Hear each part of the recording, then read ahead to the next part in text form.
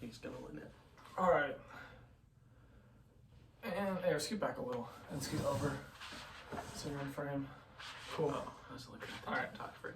3, 2, 1. Hello, everyone. Welcome to the Hoops and Hits podcast. I'm your host, Casey Smith, joined by my co-host, Jordan Pullett.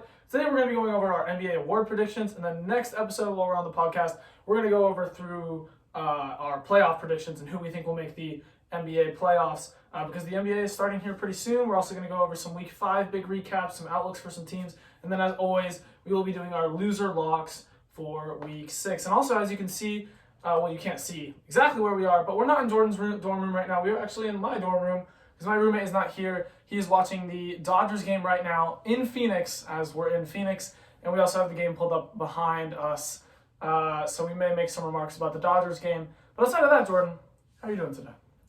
I'm feeling good. We played basketball today, and we played against some guys who are clearly better than us.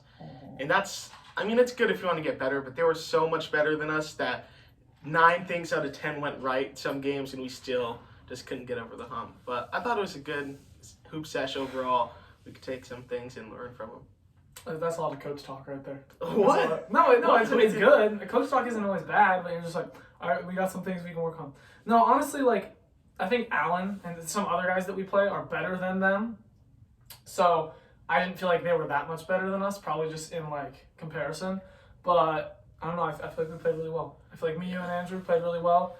We had a boy. And that random was bad.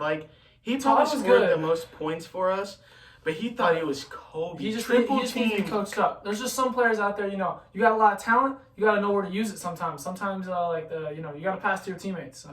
That's just kind of the way it is. You got to look up when you dribble, not just look at the basketball. That's a good point. Yeah, sometimes he was not making the right decisions. You can't teach a brain sometimes. But we should get into some actual basketball, some NBA basketball with our NBA awards. So obviously there's the MVP, Defensive Player of the Year, Sixth Man of the Year, Rookie of the Year, Most Improved, and Coach of the Year. I say we start at the top with MVP. Okay. So MVP was kind of hard. Do you want to go first, or do you want me to go first? Yeah, I could go first. The only thing for me is for MVP, I would have Giannis returning back to his greatness after being. Was he swept in the first round? I think he was by the Heat. So I would have him, but Dame's coming there, so he's obviously going to take some of the potential points per game down. I think Chris Middleton's going to bounce back, have a better year. Brook Lopez, he might get a little worse just because of his back injuries, and he's getting older and older by the year, obviously. But I think Giannis would be the favorite, but I have Jokic winning it. Only a couple guys have won the MVP, been removed, and then won it again. It's a very select few. I think it was MJ and LeBron, maybe as the only 2 guys or something like that. So he would be joining more elite company, but I don't really see that great of a case for anyone else. Luka, I've been projecting his MVP breakout for 4 years now. At a certain point, he's just not that MVP guy. His teams are never really high enough seed. He has Kyrie now taking some points off him. So Jokic is kind of my clear winner. 1 second. No, they didn't get swept. The Bucks did not get swept. Did they lose in 6? They lost in 5. Okay, in 5. It went 1-1 and then they won the rest, and they were really tight games. So yeah, I don't think Giannis is going to win it because of Dame. I think when you look at some really good teams over the years, their best players sometimes won't win MVP because they're just too close. For those Bucks' success, there's going to be Dame, and then there's also going to be Giannis, obviously. So Dame is going to take a couple points away, and it's just going to be difficult. When you look at the Warriors, when they had KD and Steph, neither of them could win MVP because they were both taking votes away from each other. So I don't think it'll be Giannis. And then I think there's just a little bit of voter fatigue with Jokic. Obviously, there was already talk last year about voter fatigue. So I think really this year will be the year where it's okay, let's get someone new, even though I think he'll be great again. I think because Embiid won it, everyone's like, oh my goodness, Embiid's not that guy. Jokic was right there in front of our eyes the whole time. And I think people might think he's underrated now because he ended up winning that championship and Embiid flattened out, especially in the second round of the playoffs. Yeah, that's fair, because Embiid won it. Yeah, it went Jokic, Embiid, and a lot of that was dumb. It was Embiid needs to get one. He deserves one now. We shouldn't be looking at the past. We should look season by season. So I could see the case for Jokic to win it again, but I also have I I don't know. I just don't think he'll win it again. As you said, it's very hard to not win it and then come back and win it again. So as you said, I have Luka. It's difficult because you've predicted a lot of years that he's gonna win the MVP. Like maybe the past 3 years he's been in that discussion. There's not too much rhyme or reason of why I think it'll be this year, but I do think that you said Kyrie was a negative. I think Kyrie will be a positive because it'll give him the help to be better without being a guy who takes away MVP votes like Dame, because I don't think Kyrie's at that level. The one thing they would have to do is win enough games. Luka always puts up really good counting stats. They just have to win games. And a lot of that comes with, they need better perimeter defenders. They especially need better interior defense. They don't have a good guy who can have solid interior defense. And, you have Kyrie and Luka who aren't good defenders as well. So you need some of those pieces in there. But I don't even think they have to push that high to be an MVP. I remember I think Jokic's first year as MVP. The Nuggets weren't even that high of a seed. I think the worst seed of MVP in recent history was Russ on the Thunder. I think they were the 6 or 7 seed, something like that. So I could see Luka with the 4 seed. He could get it done. Now it'd be a little difficult, but I think he's my odds-on guy. I just don't feel like Jokic or Giannis are likely to win it for separate reasons. I just think the Nuggets are going to fall off a little bit. I think they're going to fall down there. They had a really good run last year where they were really legit, but this team has a lot of players who can kind of be injury prone. I feel like they were pretty grateful, pretty lucky to go that whole stretch without really any major injuries. So I think they might have some that knock the team down a little bit. And I don't even, this is kind of a non-analytical thing, but I feel like Jokic doesn't even care that much. Maybe he just, I don't know, maybe he's never kind cared. of the attraction to Jokic. People are he doesn't even care about winning MVP, and he's still putting up these numbers. No, but I feel like now that he's won his championship, maybe he'll even he marks me as a guy who in 2 years could just retire because he's bored. But he's not going to retire this year, but maybe he'll just be less locked in. Logan says the Nuggets stay up, and not Logan Biddle. Yeah, I don't know. I think they'll drop down a little bit. But I think Luka, Giannis, I don't think Giannis will get it, but I think Luka or Jokic are fine candidates. But for the defensive player of the year, I actually think this will be Giannis. Yeah, and me too. The reason I think is because this team is going to be really, really good. So they're not going to get MVP because they're how good they are is spread out a little bit. But they will get a bunch of awards, or at least they'll be in contention for a lot of awards. And I think Depoy is where they get it. There was a recent poll, and I think 40% of NBA players said Giannis was their favorite to win Depoy. And I think it makes sense. I mean, he's an absolute freak on defense. He has the size and the mobility. If you know anything about basketball, you know why Giannis is such a great defender. And I feel like he's also going to come out with a lot of vengeance this year. He was really mad that they didn't, they lost to an 8 seed last year in the first round. And they're also missing Middleton. So you bring Middleton back, you bring Damon, I think that's going to help a lot. Lopez drops down a little bit as a defender because he's older, and then Giannis really steps into that role. And I think he really locks down on defense and gets it done. Yeah. Adding Damian Lillard and subtracting Drew Holiday obviously really hinders your defense. But I think if Giannis is able to keep the Bucks in top 10, even top 5 defense in the league, then he should win the award pretty convincingly. Yeah, as you said, the argument could be oh wow, they lost Drew Holiday and they didn't even get that much worse. Or maybe they even get better on defense. And that might be more because Chris Middleton lost time last year, but still, I digress. Yeah. I think he has a really good shot at doing it. So the next award is kind of a difficult one, 6th man of the year, because obviously we don't know exactly what the rotations are going to be quite yet, and some guys can move into the starting role. But who's your 6th man? I've been thinking about it ever since he said it. I'm going to pick Chris Paul, just because I heard a point somewhere the other day. I think I actually might have came up with it now that I think about it. I'm not sure. But Chris Paul, if he's used as a better version of Sean Livingston for this Warriors team, that'll be a nightmare. Going from Steph Curry, even if they play some minutes together, which they obviously will at some point, maybe not total, all of Chris Paul's minutes will be together, but if he can come in and hit some much needed mid-range shots to either extend their lead or to keep the other team's runs from getting too out of control, I think that could really help this Warriors team, especially now that they have no big men.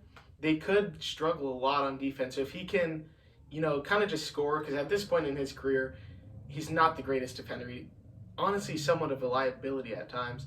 So if he can just do his thing offensively, that's what this award's about. It has nothing to do with defense, even playmaking. I don't think it has much to do with that. No. It's basically usually just the leading scorer off the bench, or last year with Malcolm Brogdon, best bench player on the best team. And outside of that, that's pretty much all the award's about. For me, I just think Chris Paul's going to drop off a little too much. He's going into a really late stage in his career, so I wouldn't pick him. So I was looking at the voting last year. Malcolm Brogdon probably won't repeat. 2 injury prone. He's on a bad Trailblazers team. I could even see him really starting. And then Emmanuel Quickly, I think he could also has potential to move up into the starting role. So then it leads him to the 3rd and the 4th place guys, Bobby Portis and Norman Powell. For me, it was super tight. I mean, I think both of these guys are pretty solidly 6th men. And I think they'll stay that way, and I think they'll be on really good teams, and they both add a lot of value. But I think I would slightly give it to Norman Powell, and sure, there's a lot of Clippers bias in that. But I think when you look at the 6th man of the year, the award usually goes to like a shooting guard, small forward, like maybe point guard, who comes off the bench and brings a point spark. And while Bobby Portis is really good and does a lot of good things, he's not much of like a pure scorer, a pure bucket. Like if you look at 6 men of the year, you got like Jamal Crawford, you got Lou Williams, even like Brogdon last year, even though he's more of a playmaker defender than just like a pure bucket. But I think just Bobby Portis, a lot of the things he does don't really show up on the stat sheet sometimes, and he won't put up like, I couldn't see him putting up like 20 points a game off the bench. I don't think so. But Norman Powell has been, I think he put up like 18 last year off the bench. And I could even see that bumping up a little bit because he'll be spending time with a little bit of a better Clippers team, at least they project to be. So I can see Norman Powell really fitting into that role of being the guy who comes off the bench, scores a lot of points. Maybe he isn't the best defender or playmaker or any of that, but he's not a liability there, so it's really fine. And I think he's a solid pick to win the award. I think he fits the archetype really well. Yeah, my biggest thing with Norm is that he could get traded to the Sixers, and I think that actually could have a chance of increasing his odds a little bit if he comes off the bench and helps Tyrese Maxey or whoever is in that starting lineup with Joel Embiid. Yeah, that's a possibility. I don't think the James Harden deal is going to get done, but yeah, I don't know. I'm super bummed out about that. Like, Terrence Mann, yeah, he had a great Game 6 against the Utah Jazz. Outside of that, what has he really done to show that he shouldn't be a part of a James Harden trade? That's the one thing about NBA trades and kind of holding on to your own guys, especially in the NBA, but I guess in sports like football and baseball as well. Like, sometimes you just overvalue your players. Terrence Mann, he's an average starter. When he comes off the bench, he's no different than like a minimum Yuta Watanabe or Grayson Allen type guy, to me at least. I don't know. I feel like he does add a little more value. I think you're undervaluing him a little bit, but he should have been sent off. He is a cool 6th or 7th guy in the rotation. I don't even think he's really a starter guy. And he does add a lot of value as an explosive guard who really adds a little bit of youth and spark to this Clippers team. But you kind of already got that with Bones Highland. Like, that's just, you got, I think, almost a better version of Mann. He's not as good of a slasher or getting at the rim and attacking so well. But I think you get a lot of good stuff with Bones. So I think that, I think he's replaceable. James Harden isn't really replaceable, so go out and go get James Harden. But I don't think he's coming to the Clippers. I think he'll go to some other different team. He almost got to go to the Rockets, if you saw that. Yeah, I think that was more of a free agency thing before he opted in. But what was the story behind that? Wasn't it? He was going to go there, but then the GM saw that he wanted to go for the scoring title. Oh, yeah. Harden is a little delusional at this point in his career, to say the least. Like, he's got a little bit of Antonio Brown vibes sometimes. Like, he just says some like. No, that's like, a whole different level. That's a whole different level, yeah. But like, Antonio Brown, like before he left the league, like mid Steelers days, just a little crazy. Not crazy. He hasn't lost it. I just think he thinks he's a little better than he actually is these days. But, you have games like Game 1 of that Celtics series where he puts up 40 and really propels them to victory. But then you have games like really Game 5, 6, and 7 for the Celtics or against the Celtics where he just did not show up. Yeah, I think it'd be a good piece to add. Moving on to Rookie of the Year. It's really kind of like a 3-man race, probably between like... Oh, okay. Between... What do you mean? I only saw it as 2 people, but... I guess you could say the main guys are Chet, Wemby, and then Scoot. Yeah, I probably, think Scoot's a significant amount lower just because he has Anthony Simons who he's going to get his shots off. Jeremy Grant, they just paid him a lot of money, so he's going to get his design plays ran for him. And I guess DeAndre Ayton too. He's there for a reason. They're going to try and see what they have with him. And Shaedon Sharp? No, I was saying from the Celtics. Rob Williams. Oh, Rob Williams. And Rob Williams. There's a lot of kind of guys there. Not that great of guys, but a lot of guys. Maybe some of them won't pan out.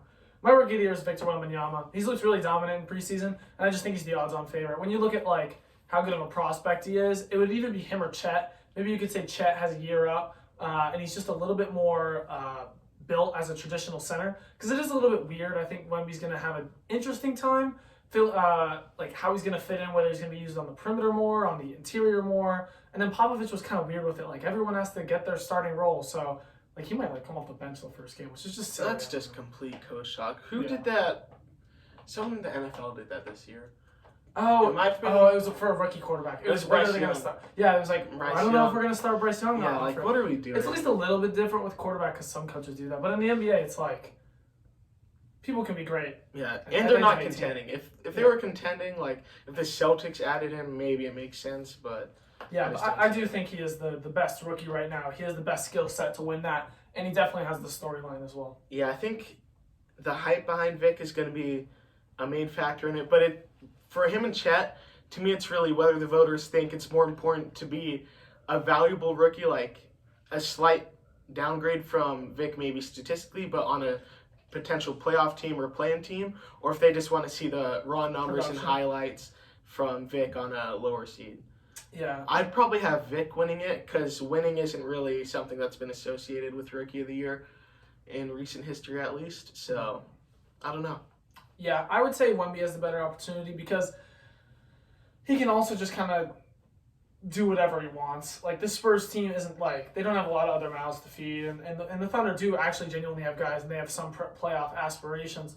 But yeah, he can win a little bit more, so maybe that's a slight thing towards him. The next award is Most Improved. This is probably the most difficult because you're projecting for guys to improve. It's kind of hard to see that before the year goes on.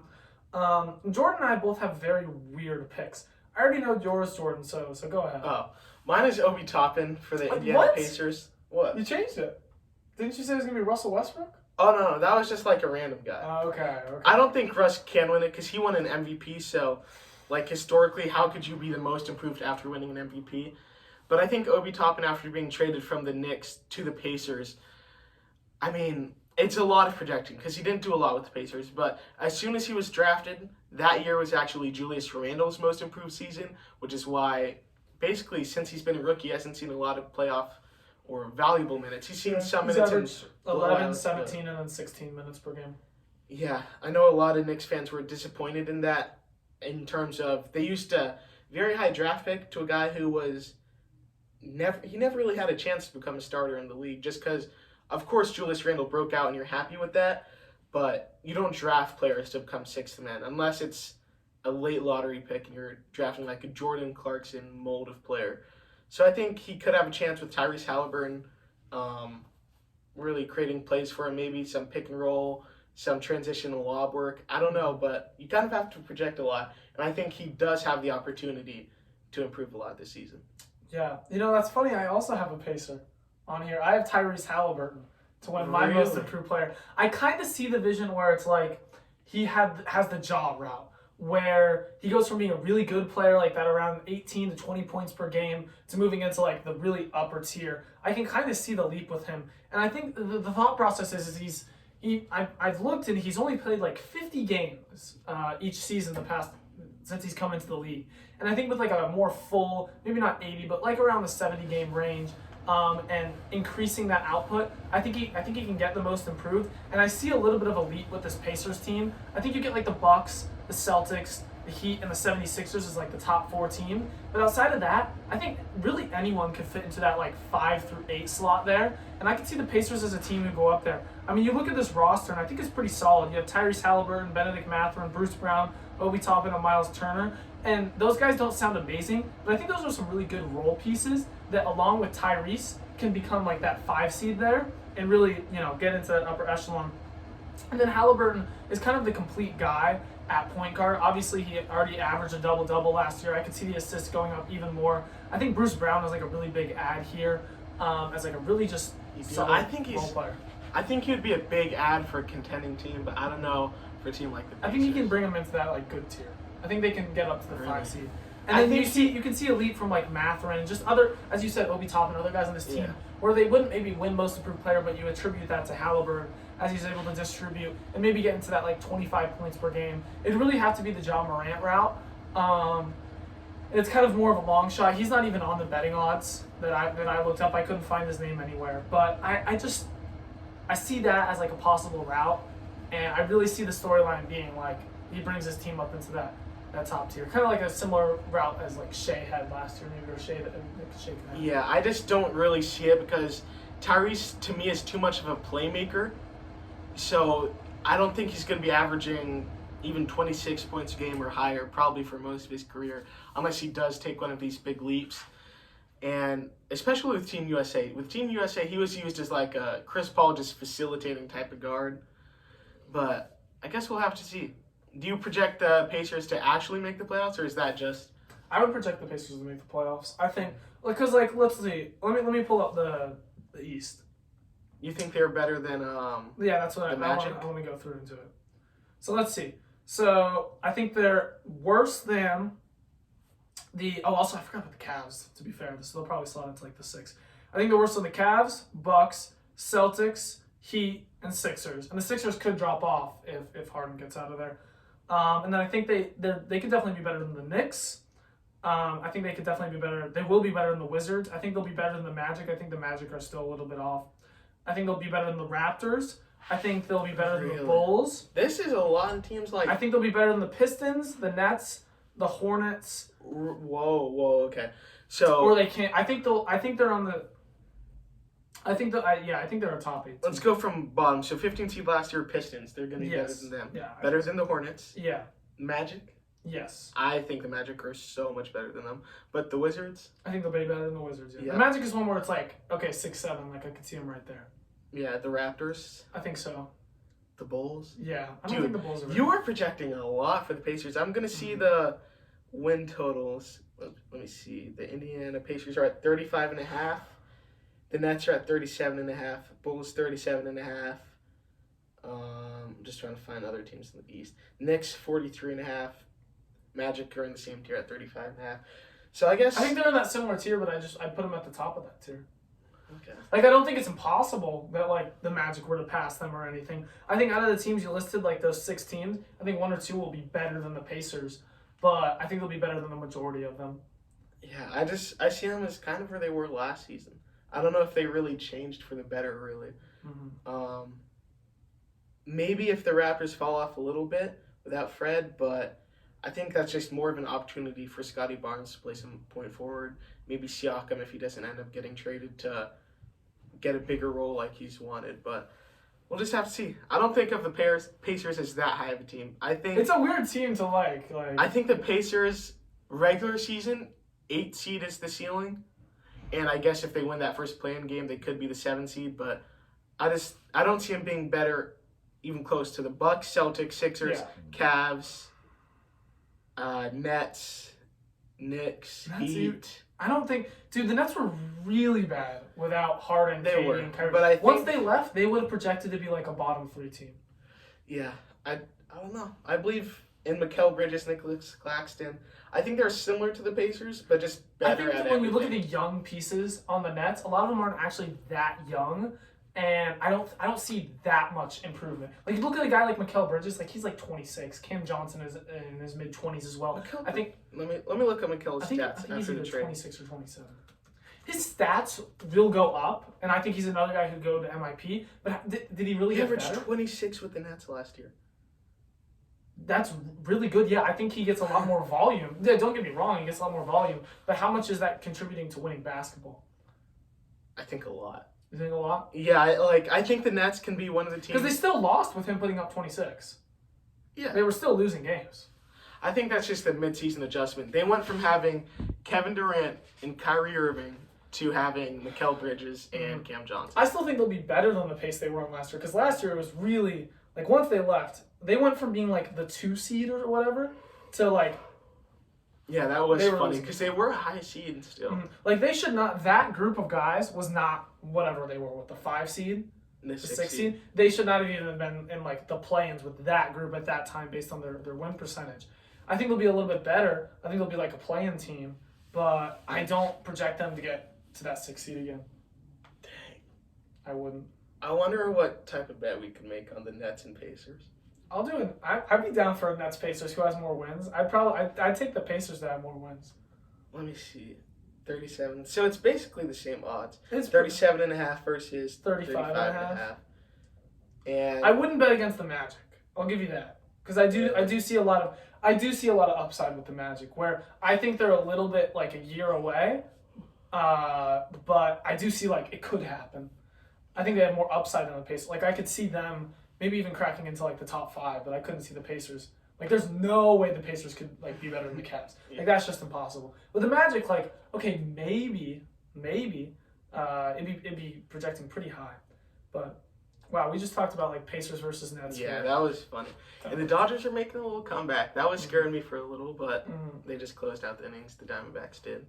So what's the next award? Last award is Coach of the Year. Coach of the Year is like kind of just who is the best team. So I decided to give it to the Bucks and Adrian Griffin.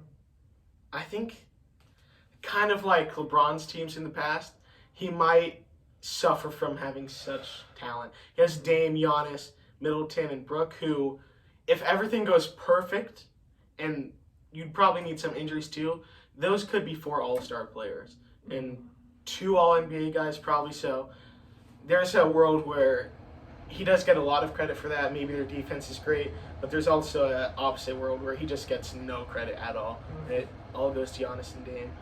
I have the guy who has the 3rd worst odds. It kind of makes sense. The worst? Yeah.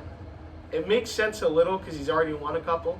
But Steve Kerr, I think if he can figure out who's going to be sitting and how to use the guys in different scenarios when it comes to either Looney, Wiggins, or Chris Paul coming off the bench, and maybe a rotation of them coming off the bench depending on who they're playing. Like if they're playing a bigger team like the Lakers, you start Kevon and Wiggins. If you're playing maybe a team where you just need more offense, you start Chris Paul and Wiggins. I don't know, but I think I could see the Warriors having a pretty good regular season, and if Steve Kerr makes the adjustments that I think he can as a multiple-time champion head coach, I think he could get the credit that he deserves to win the award. But he would have to be a top 3 seed probably for him to even get any consideration. Yeah, I can see it. I think the problem is I think this team is a little overhyped.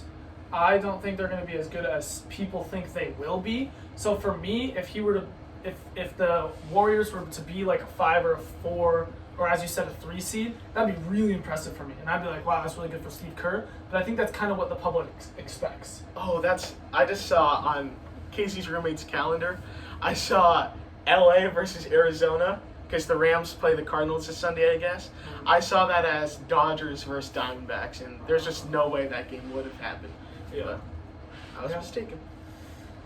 Yeah, So we're on to the NFL now? I think that wraps up. I forgot how much I enjoyed talking about the NBA. It's been like a little break without the NBA. I forgot, like when we first started this podcast, it was all NBA driven. It was all NBA because there was no NFL at that time. But yeah, that was fun.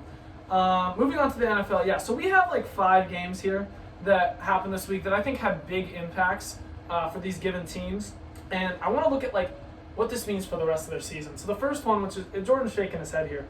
So the Packers lose to the Raiders, and it's a rough look. The Raiders were 1-3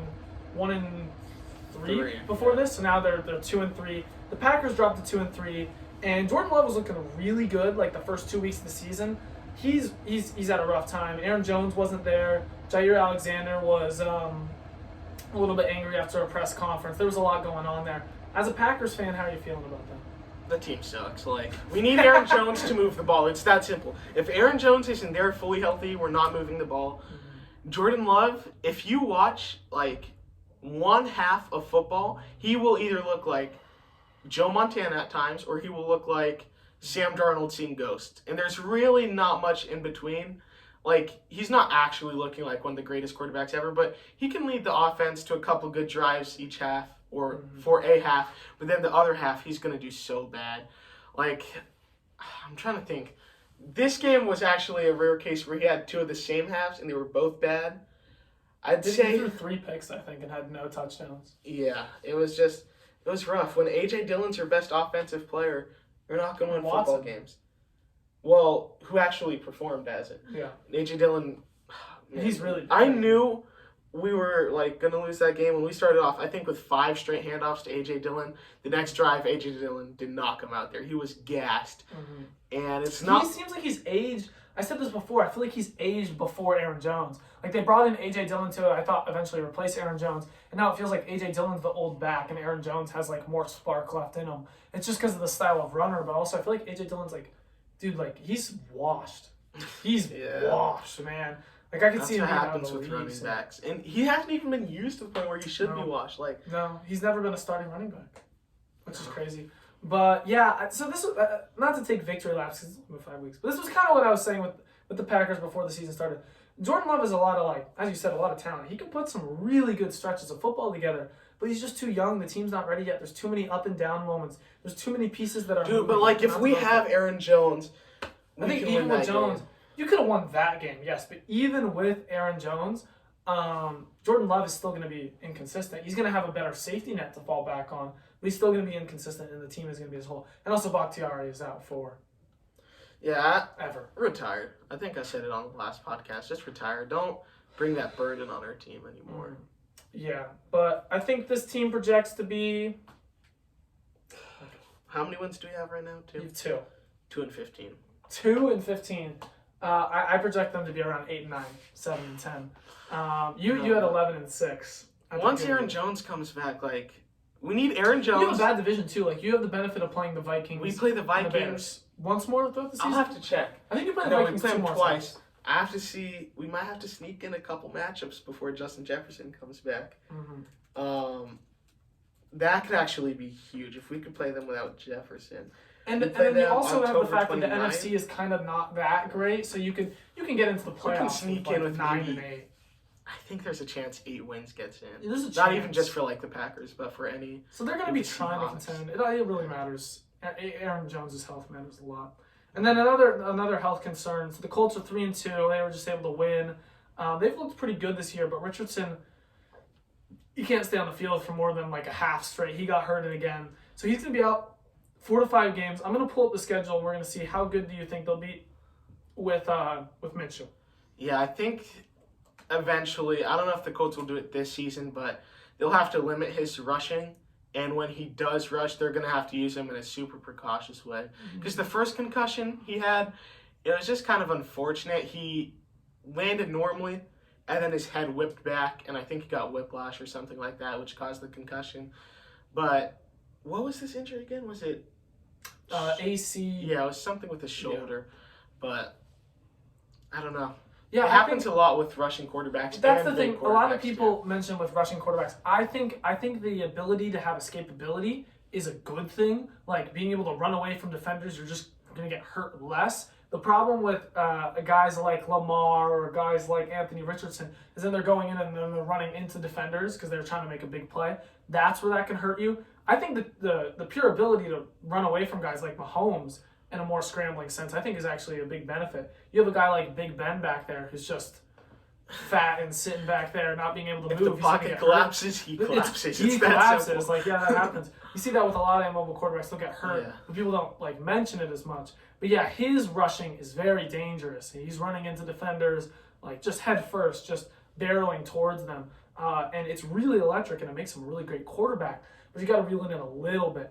Maybe focus more on the scrambling, and then doing sometimes like Mahomes does more, or I think he just has to give himself up. A guy like Stroud, and also just sometimes give it up, slide, or look down the field. Some of the best quarterbacks is when they scramble and they can make a throw afterwards, like how Caleb Williams does it. He is just he's going to be the best. We're talking about NFL, and then all of a sudden Caleb Williams, man. Caleb Williams, man. If you can be elusive like him, it's perfect. He was okay against ASU. He had he had some star moments, but he had some drives where it was like, okay, we could win. So they put up like 50. Yeah. They put up like 50. A lot of it was, I'm not going to say garbage time, but like fourth quarter. It's always garbage time with ASU. Like it's genuinely all garbage time. Our last 3 games have been pretty decent. Cal, we should have won. Yeah, we Sucks. should have beat Cal, but we gave them a fight. We gave Colorado a fight before Shador, Tom Brady time or whatever. And then we gave USC a fight for 3 quarters. But on with the Colts. Yeah, on with the Colts. So the Colts lost to the Jags, so I think it's a pretty good team. They beat the Texans, who have been surprising.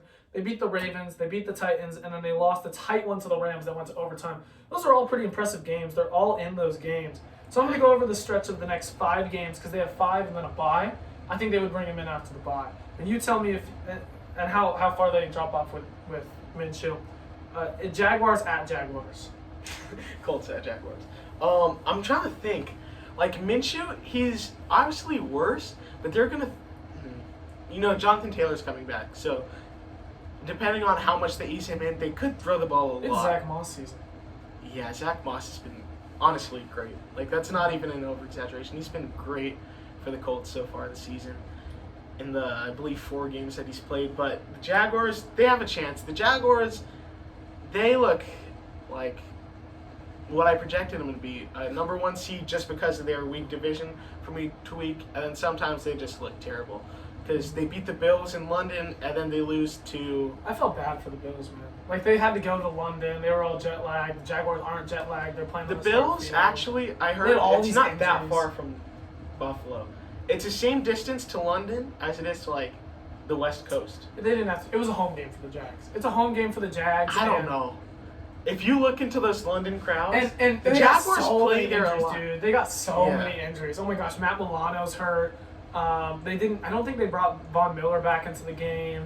They're just like guys are dropping on their team. Yeah. The Bills' offense did stall after. Actually, no. The first 3 quarters of that game, it was just pretty much scoreless from both teams. That was surprising to see, but keep going on. So we'll give them an L.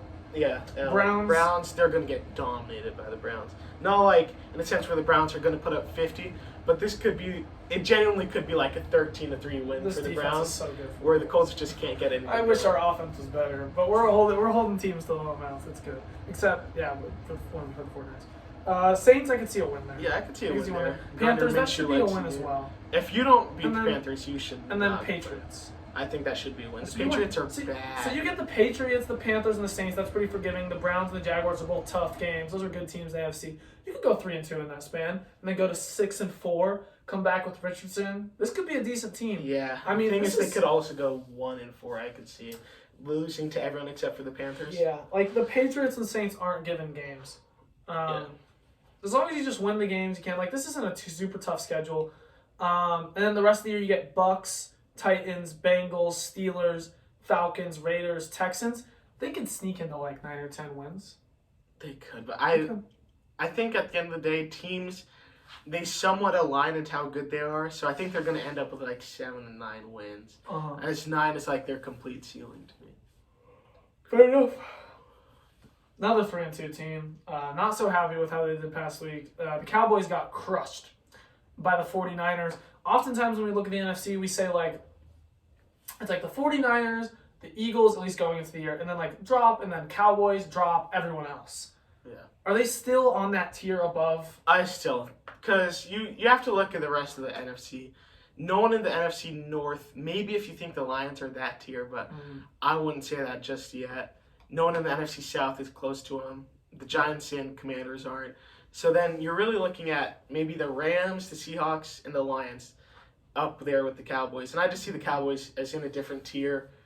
I think it's definitely, I would say it is the Seahawks and the Rams in this tier. And then it's the Lions and the Cowboys are in the same tier for me. I still think the Cowboys are better, but I think between them and the Lions, it's really close. I really do think it is. I think this Monday night game can tell us a lot. Cowboys versus Chargers. Yeah. Because that's a game you should win. Well, it's going to be close. Yeah, it's going to be close. It's going to come down to the last drive, timeouts, or going for it. It's going to be crazy. Staley. Yeah, but I don't know with the Cowboys. I told my roommate, he's a Cowboys fan, after week 2, like, this could be their year. And then they lost to the Cardinals, and I was, okay, we're back. The Cowboys, they are who they are. Typically, they beat teams and they're better than, and they beat up on them. And then they lose to teams like the 49ers. And it'd be fine if they lost. It would be fine if they lost, but they just got murdered. It was 42-10. I mean, we saw the Rams hang with the 49ers better than this. The Cardinals did. The Cardinals hung with them better. That's what gets me all, like, if you're going to be a contender in the East, you got to hang with some of these teams, and they weren't able to hang with them, so that's really rough. But yeah, I still think they're really good. And the Panthers are 0-5. Will they get the number 1 pick? Well, they won't get the number 1 pick because they traded it to the Bears. But will they, essentially be the last in the NFL? Coming into the season, I thought the Texans and Panthers would be like the 3rd to 7th worst teams in the league, fit somewhere in there. But the Texans, they've been so good. I honestly have them like potentially sneaking in as a 6 or 7 seed into the playoffs. And the Panthers, they've fallen completely short. Their offense. By the way, that NFC South division is so much better than we thought it was going to be. Yeah. The Colts are solid. The Jaguars are like towards the top of AFC teams, and then you have the Colts and the Texans are both exciting, and the Titans are like a 7-win team. Not awful, but yeah. I think the Panthers will be in like the bottom 3. I think it's between, the Bears are really bad, but Fields is coming around a bit, and when you have a quarterback who can have games like he can have. They'll win a couple because of Fields. They'll win a couple because Fields just plays really well. Yeah. And those will be every game that they win. If Fields isn't playing like Jalen Hurts, then they're not going to win. Yeah, they really need Fields to be amazing. So we'll see how that ends up. But yeah, I think the Panthers. I think it's like Panthers, Bears. You could say the Vikings with Jefferson out. That's kind of rough. And if Kirk gets traded, which I don't think will happen. No, there's no chance Kirk gets traded. I don't think it will. You can't leave a receiver that great on an island alone with nobody. Because they have no quarterback replacement. I mean, the only way I could see that happening is I don't see it. I really don't think it could happen. I want to reiterate. I really don't think it could happen. They would have to be 1-7 at the deadline. Jefferson is ruled out for the season, and they say, okay, Jefferson, we understand that you're mad that Kirk's going to leave. We're going to get you Caleb Williams, which is going to be even better. And they would just tank the rest of the year, throw in like a bum at quarterback, and just tank. That's the only way they would do that. Because you can't just leave the check if the Vikings have their own pick. I don't see a trade where they would have traded it away. I think they do. Yeah. That's the only way I could see that. Okay. So then what's the next thing that we have? The last thing that we're going to do in this little segment is what team will beat the 49ers? So they're 5-0. And they have They do have their own pick. The Vikings do, by the way. Yeah, so I could see them maybe tanking at that point. I'm not sure. So the 49ers, they're 5-0. They beat the Steelers by 23. They beat the Rams by 7. They beat the Giants by 18. The Cardinals by 19. They beat the Cowboys by 32. What team is going to be the one that... Casey, your jacket is super cool. And whoever's idea was to buy those jackets, I bet they bought it first. Yeah, whoever's idea was, like, they probably went through it. They probably bought the jacket first instead of having their friends buy it first and then going back and buying it later. Fire jacket stuff. By the way, like, check your fantasy trades. You said you would do the trade. Like, just hit accept if you're going to do it. If you're not going to do it, hit decline. Great viewer experience for the people on YouTube, by the way. Back to the segment, though. So the 49ers. I'm gonna list off their schedule. And you're gonna tell me what team is gonna beat them first. So first, it's the Browns. I don't think it's gonna be a team. I'll just start off with this. I don't think it's gonna be a team that's like on their level. It's gonna be a goofy game. Like I could see them losing to the Vikings. The Vikings just hang in there, and then they actually put a last-second drive together. You know what? That'll be my game. They beat the Browns this week. I don't think they'll completely beat up on them offensively, but I don't really care much about fantasy right now. That's tragic. But yeah, I think they beat the Browns this week. I've heard a lot of people pick the Browns to upset mainly because of their defense, but I just can't see it happen. Our defense is good, but I can't see Deshaun. Your defense, like, this is obvious, but your defense in comparison to their offense, and then their defense in comparison to your offense, I don't see how you can outscore them. If Chubb was still on the Browns, maybe I could genuinely see it happening because he is such a difference. But when you can't lean on the run game and you're leaning on Deshaun Watson, it's really hit or miss. Hit or miss, and that's really rough. But then after that, they play the Bengals, the Jaguars, the Buccaneers, the Seahawks, the Eagles, Seahawks again, Cardinals, Ravens, Commanders, Rams. I think they're going to lose 2 or 3 of those games. I'm not going to say exactly which game it is. I say they lose. I say they lose to the Vikings. They lose a divisional game somewhere. I say they lose to the Eagles, the Seahawks, and the Commanders. The Commanders. You don't know is about like the Commanders have broken like no, I know. 4 undefeated. Like they beat the Steelers undefeated streak. They beat They the beat Eagles. the Eagles. They That's beat about one. it. No, they beat one more. They did beat one more. Like, Not in this era though. Within the past like 6 years. Oh. I can't remember the specific one though. I think it's gonna be the Commanders. Sam Howell on a rainy night in December December 31st on the New Year's Eve. Sam Howell takes it to the 49ers. No. I can see the headlines. Just no, I don't see it. I can see the headlines right now. And the Diamondbacks are currently 3 outs away. I am geeked out because of that. 3 outs away? Oh, wow. But now we move on to the loser locks. Let me pull up the NFL schedule. Stupid loser locks. I can't do this anymore. I pick the Packers every week thinking that Aaron Jones is going to play, and he doesn't play, and they get killed. I'm not picking the Packers for the rest of the season. That is a guarantee. Like Charles Barkley, guarantee. I'm not picking the Packers in the loser locks to win or lose for the rest of the season because I don't know if Aaron Jones is going to play. And commentary in there is wild, by the way. If you want to be sped up, I got 2 points for my loser locks last week. I believe I took the Panthers and the Vikings to lose to the Lions and Chiefs respectively, and they both lost. Jordan picked 5 teams. 3 of them worked out, 2 of them didn't, so he gets 0 points. What was the other team that didn't work out? You almost picked the Bears to lose too. I almost picked the Bears. Oh my gosh. I almost picked the Bears to lose. Thank God I didn't. You picked the Jaguars to lose as well. That's just London. Never bet on London games. Never predict London games because they're stupid. Anyways, I'm at 7 points. Jordan is at 3. I'm happy with where I'm at. I want to have like the first pick. I want to have like a point a week, and I want to. Dude, you could literally get 1 free point this week. The free point. What do you think? I know what the free point. A free point. I get a free point tomorrow. Is Denver going to Kansas City? The only potential trap is that Kelsey might not play, but I'm pretty sure he's gonna end up. I am taking the Broncos to lose to the Chiefs. Dude, like this Broncos team is really bad. This Chiefs team is really good. I just took the Chiefs to beat the Vikings last week. It's in Kansas City. I want to go get my free point tomorrow. There's a couple more locks on this board than I remember. There's a couple more locks. Jordan, go ahead. There's like 3.5 locks. I'm just trying to see what's. Miami's beating Carolina, so Carolina's my loser lock. They're going 0-6. There's no. If A-Chain is that important, where the Dolphins lose to the Carolina Panthers because of it, I mean, give him the MVP award, honestly. If he's that important to the Dolphins' success to the point where they can't even beat Bryce Young and Andy Dalton, who has to go in on QB sneaks. I just don't agree with that. I don't agree with putting in a different quarterback in different situations. I don't agree with putting a different running back in situations. I don't agree with putting receiver in different situations. Because you have to disguise your look to some extent. I'd rather... What was the game last week that I wanted to lock that was like really close? The Bears and Commanders. Oh, no, there was one other one I thought. No, that has to have been it. Oh, I wanted to lock the Broncos over the Bears 2 weeks ago. Oh. I have a similar one this week that I want to do. All right, I'm going to just run through the schedule real quick. Ravens, Titans. Ravens. Please tell me you're going to do that. Ravens disappointed me a little bit. And that's in London, so I'm away. I'm staying away from it. Panthers, Dolphins, Jordan just took. Saints, Texans. I'd like the Texans to win, but I'm not taking that. Commies, Falcons, too close. Colts, Jaguars, too close, divisional match. Seahawks, Bengals, too close. Vikings, Bears. I would want to take the Vikings, but I can't do it. Do it, dude. I can't do it. You haven't taken one risk all season. Okay, that's like just not true. What? I took like 5 teams 1 week. But like that week, it's locked. If you parlay, dude, that's a 50-50 game.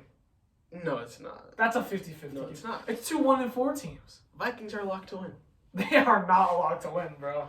That team. I'm there's just no trying to Justin talk Jefferson. Yeah, there's no Justin Jefferson. Okay, 49ers, Browns. The 49ers are a lock to win. I really don't want to pick the Browns to lose. And there's a couple more locks. Patriots, Raiders. No. We need to seek you some help. 1-800-GAMBLING addicts. If you put any type of stakes on Raiders, Patriots, I don't know anything. Dude, I don't know who you'd pick. The Raiders are a lock. The Raiders are a... No, they can't win back-to-back weeks, though. That's the problem. If they had lost last week... I'm not picking either right now. Oh, no. Lions, Bucks. That is also one I might want to lock. Cardinals, Rams. I'm staying away from that one. Eagles, Jets is a close one. Cowboys, Chargers is a close one. No, Eagles, Jets is a lock. Okay. Giants, Bills should be a lock. So right now I'm looking at between the Eagles and the Jets and the Giants and the Bills. The Jets are... who's worse? I feel like the Eagles are better than the Bills. The Giants are worse than the Jets. I'll take the Jets to lose to the Eagles. Yes. Buffalo is not losing to the Giants. They're like that was in consideration for my, I guess, 102, but man, Giants lose the Bills? Yeah, I just don't see it. Unless Saquon goes out there and looks like the way he did in his rookie season. Any other scenario, they're not winning. Even if he does look like that, they probably won't win. And nope, my eye for baseball is terrible. I thought that was a home run. What? It was deep. Okay, so we got 49ers, Browns. I don't want to take... I'm staying away from 49ers, Browns. I'm just telling you right now, I'm not picking that one. So there's only a couple left for me. Lions, Bucks. I would want to take the Lions. Patriots, Raiders. Oh my goodness, this is getting ridiculous. I'd want to take the Raiders. Outside of that, I wouldn't take anything else. Maybe you'd want to take the Ravens. I would? No, me personally. Oh, yeah. I don't do London games anymore. I don't do the Packers. I don't do London games. Lucky for me, Packers aren't by this week, so we can't lose. God, I hate the Buccaneers. I'm taking the Lions just because I hate the Buccaneers. I hate the Buccaneers. There's a chance that they win this game, but I really want the Buccaneers to lose. This is what I wanted. Buccaneers lose to Lions. And that's now to you, Jordan. Do I need to call 1-800-GAMBLING if I bet on the Chargers in any capacity? To win? No, but like Chargers, Cowboys. That is a close game. That's going to come down to the final last minute. Yeah, I'm not doing that. So my options now are Cardinals, Rams staying away. Raiders, Patriots staying away at all costs. You can have that if you want it. I like the Texans over the Saints, but not enough. The Jaguars, they should beat the Colts. But the Jaguars, one week, they'll look like the greatest show on turf. Then the next week, they'll look like the worst team in football. So, no. San Fran over the Browns. That should be a lock.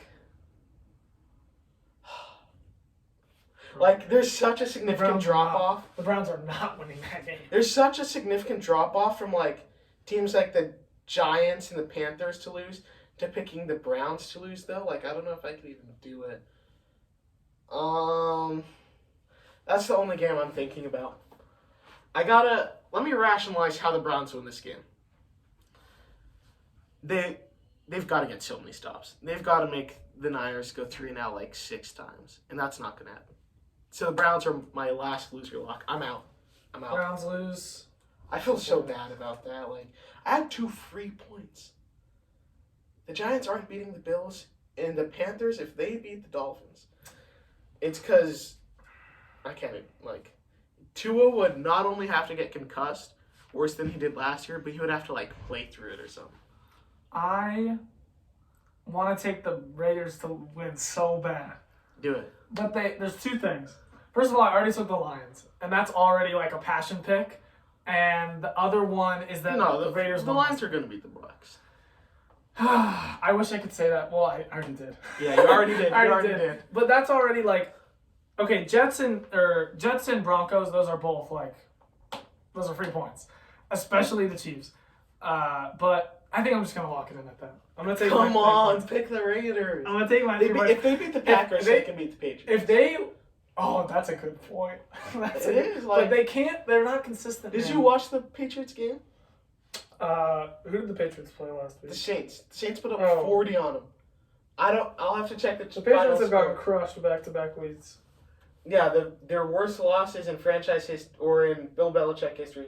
They lost 34-0 last week. And the week before they lost 38-3. And you think they're gonna come roaring back? Their only win this season came against the Jets, and they put up 15 points. They're not. You know what? The Raiders are getting picked to win this game. The Patriots are a loser lock. But if you don't pick them, I will. If I don't pick them, you will. Mm-hmm. I'm not gonna do it. I'm not doing it. Yeah, fuck you! I'm doing it. Wait, I can't say it. I was just trying to talk you into it. But if it was anyone but the Raiders, even the Panthers, man, the Panthers. You would not take the Panthers over the Patriots. Stop! The Panthers have no wins. The Patriots scored 15 in their only win. I know. I'm gonna go to NFL points per game because what's the spread on this game? Raider. It has to be Raiders. If the Raiders at home 3.5. dude. Raiders 3.5. Raiders 2.5. Raiders. I say 3.5. Because they probably see them as about even. Yeah, 3.5. What's the spread? 3. That's 3. Okay.